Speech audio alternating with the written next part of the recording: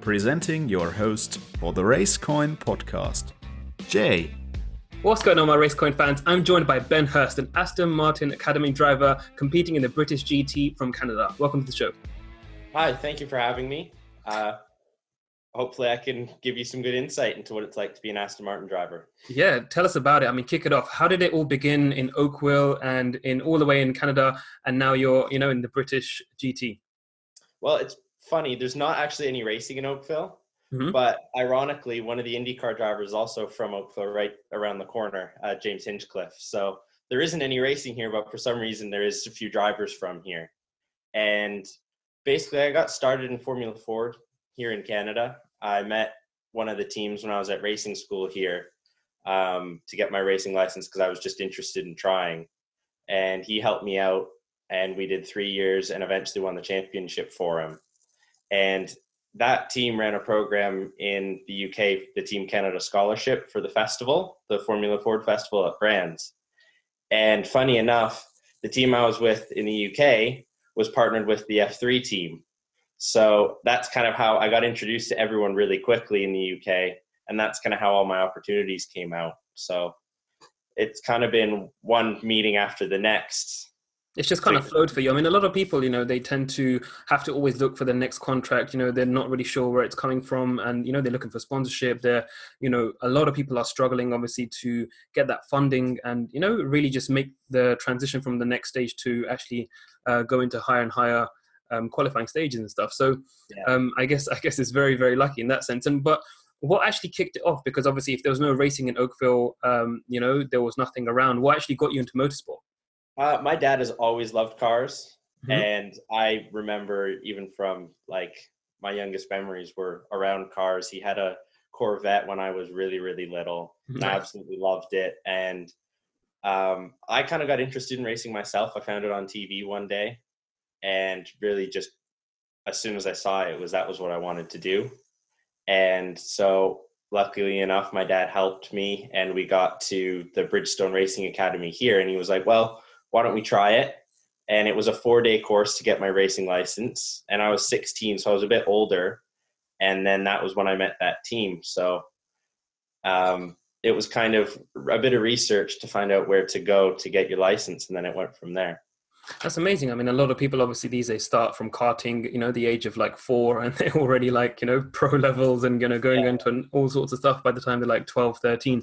So how was it for you starting a little bit later? Did that kind of affect how you saw the races, approach the races? I think so. I think especially in F3, that was kind of what made it really difficult. In F3, you have to be willing to either go into that corner and either crash your car into someone else, or if they back off, then you get through, especially on the race start. And there was a lot of incidences on the race starts. And I think that's where I suit GT racing really well, because I'm not wired to go into a corner and just either, yes, I'm going to make it, or I'm going to be out of the race. So I always want to finish races no matter what. That's a good mentality to go in with. Exactly. And I think that's where GT racing is really good, because it's not a 20-minute sprint race. It's a 2-hour race or a 3-hour race, and you have to make it through the first lap in a good position, but you also have to realize there's 2 more hours to go. Yeah, of course. So have you actually considered endurance racing a lot more, like Le Mans or something like that? I'd love to go. I was actually lucky enough to go watch it this year with Aston, and someone told me before I went, as soon as you go, you'll know that's where you want to be. And they were absolutely right. That is exactly where I wanted to be. So you definitely want to be competing in Le Mans one day? Oh, yeah, absolutely. Is that the pinnacle? Is that the dream? To me, yeah. The thing is the preparation the teams go through. I mean, I got a tour of the garage, and they had brake discs and calipers in one piece lined up so that when the team had to do their brake change, all they had to do was stop the car, lift it up, and it was 3 bolts to get the disc and caliper off and the new disc and caliper on, connect the brake lines, and you're through.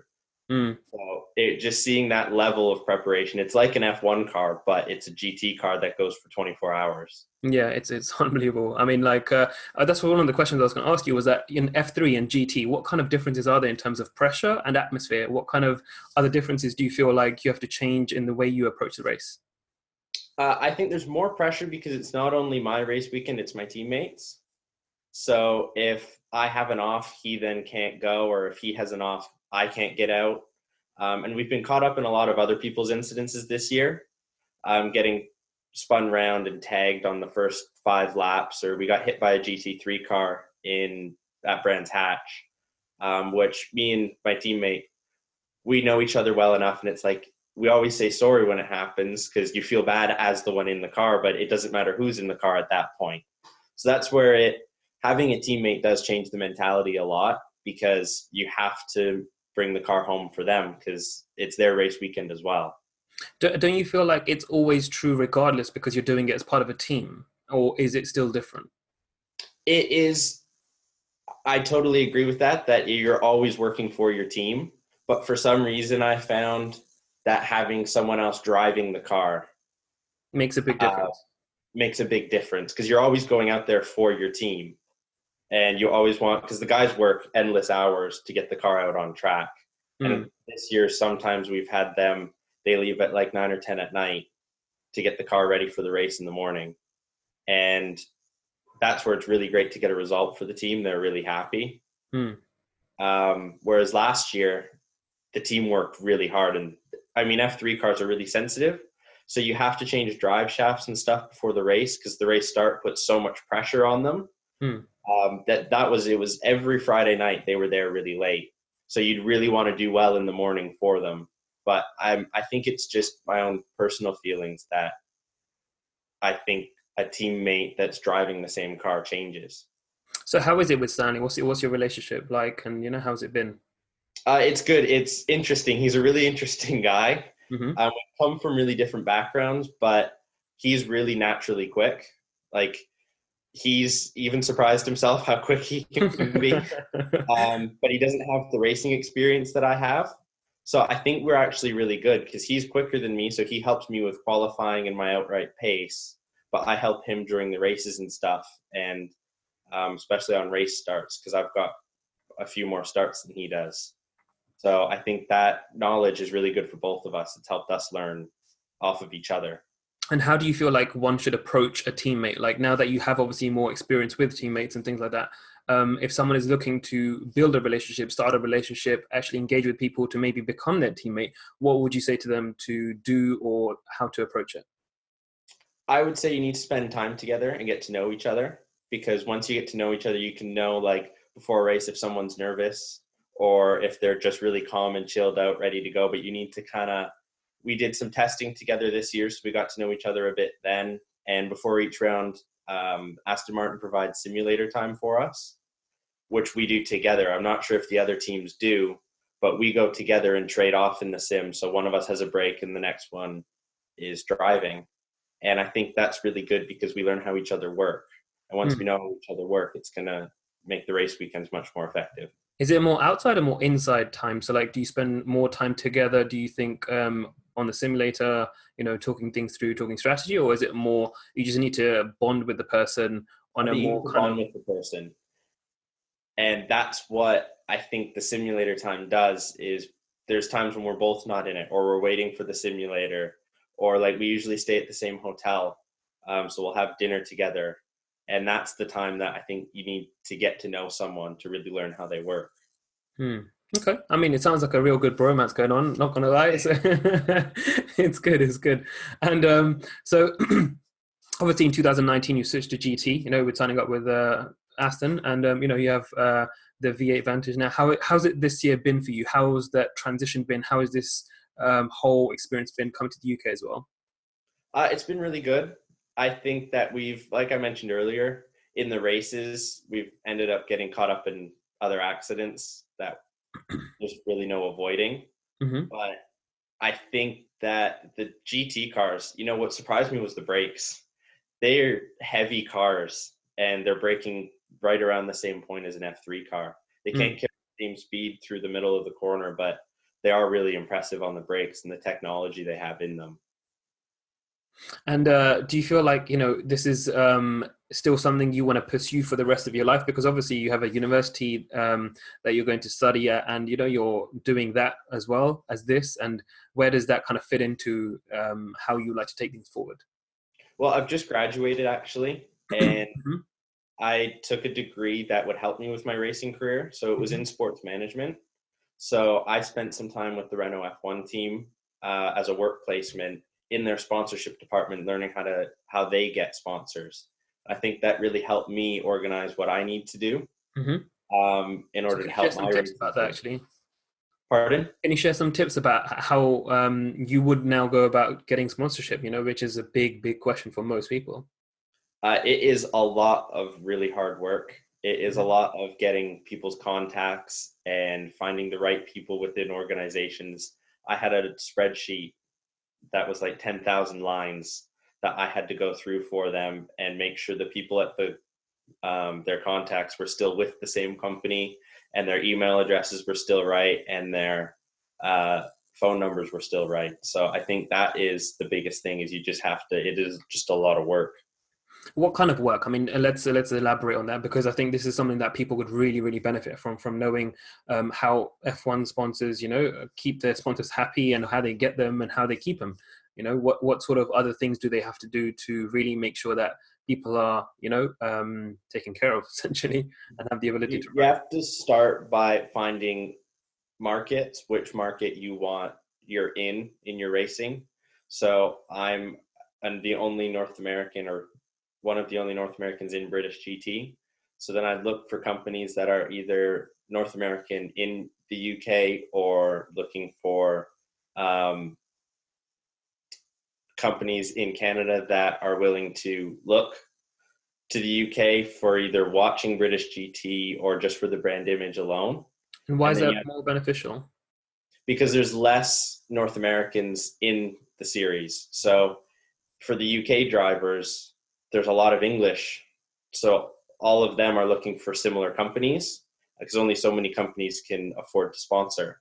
So if you narrow, also the drawback of not as many people in Canada who are interested in that in the first place.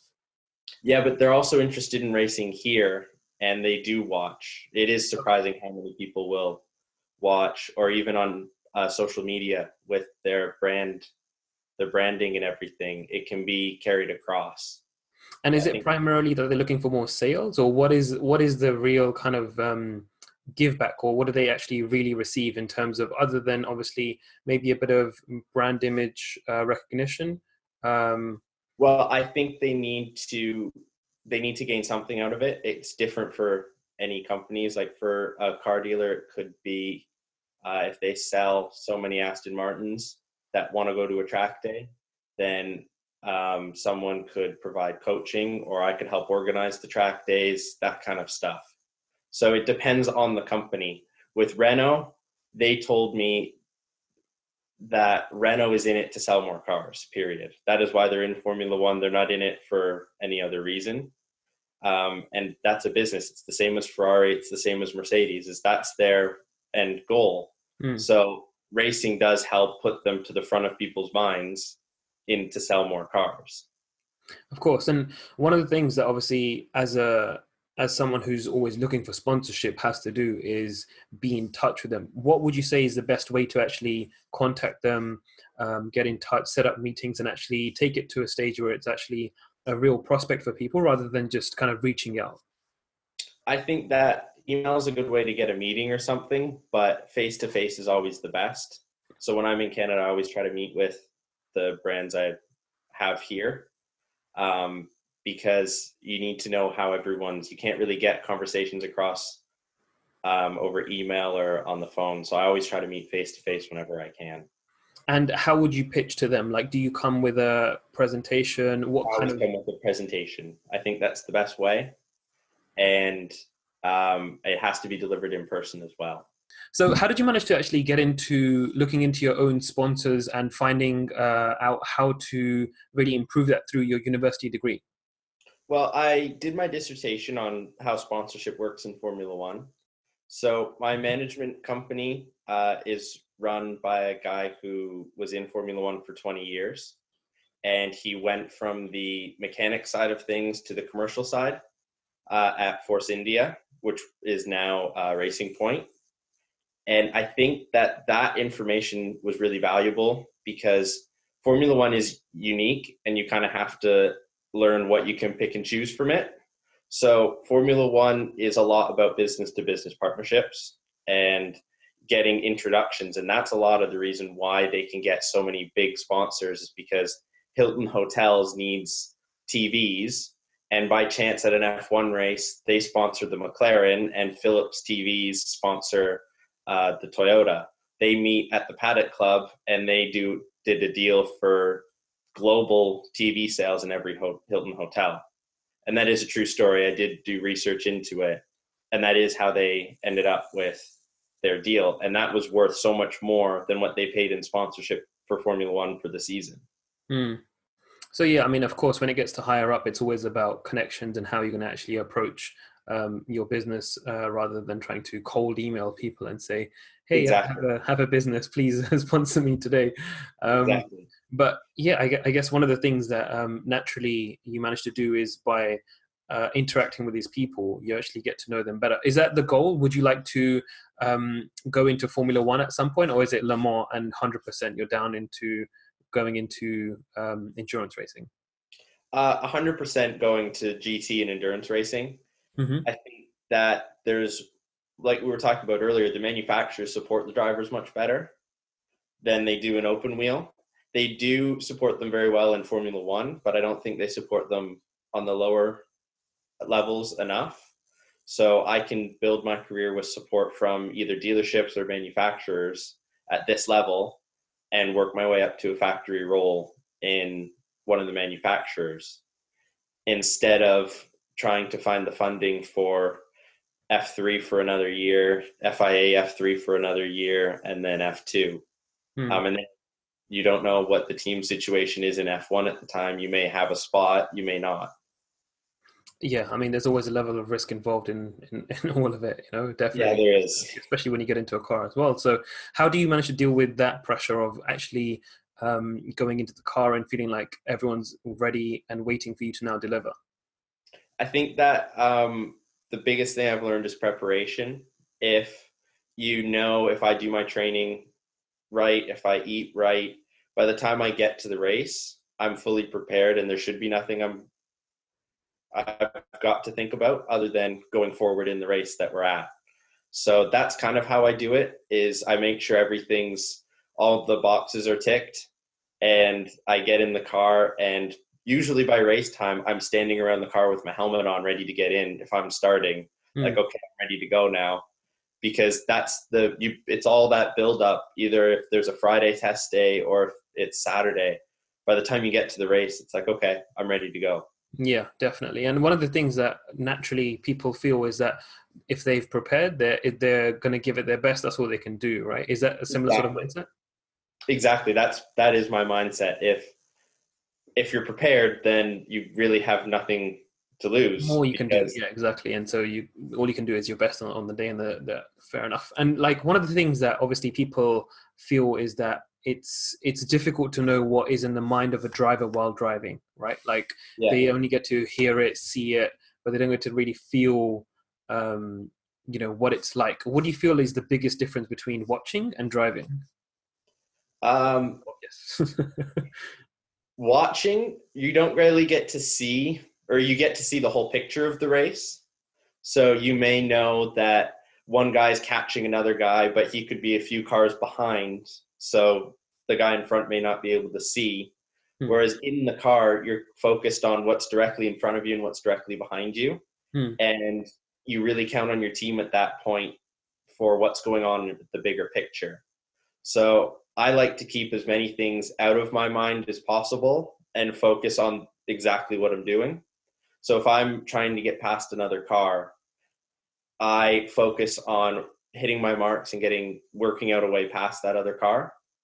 And then I move on to, if I have clear road ahead, I work on to hitting my marks, and then I can talk to the team about where we are in the race.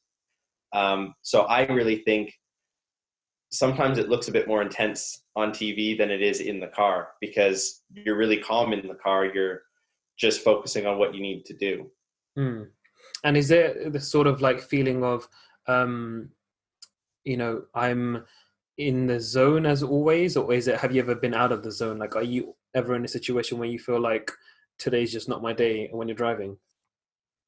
I think I work really hard at making sure I'm in the zone. I have a mind coach that works with my management company, and he really helped to keep that consistent. And I have a process I go through every time before I get into the car. Can you share that with us?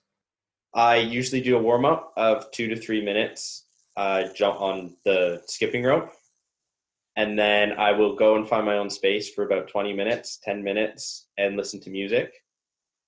And then I calmly go put my helmet on. And by the time my helmet's on, I keep my visor closed because I don't really want to, I'm in the zone by that point.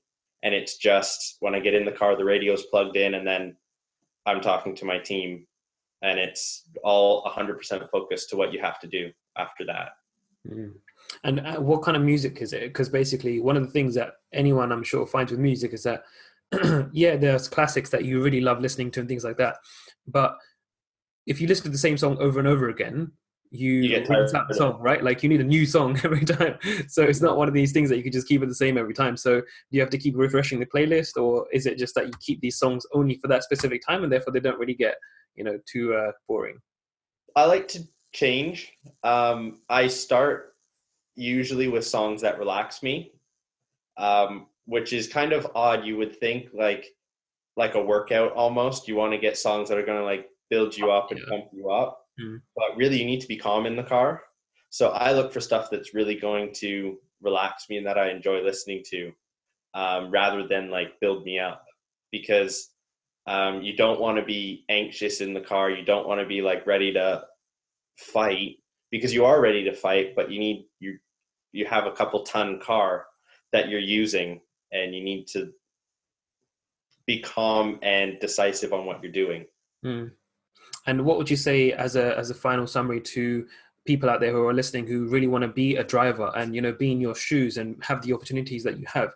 What would you say to them are some of the top 3 tips you can give them to be in a position where they can make their dreams come true and actually be a driver?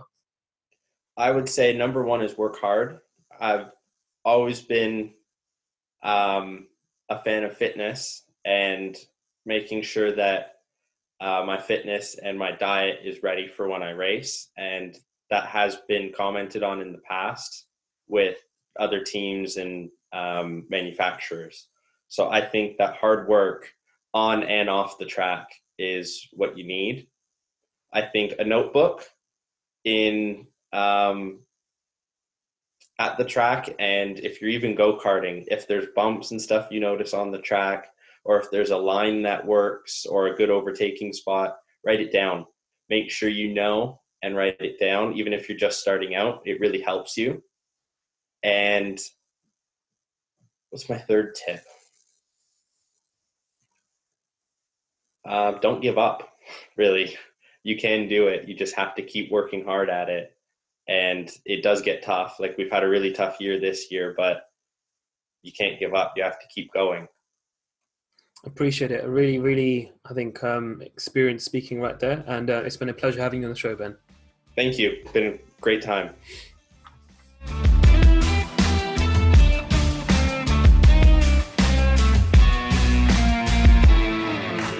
If you like this episode of the Racecoin podcast, go ahead and subscribe so you can get notified every Monday when a new episode is out. And don't forget to check us out on Facebook, Instagram, and Twitter.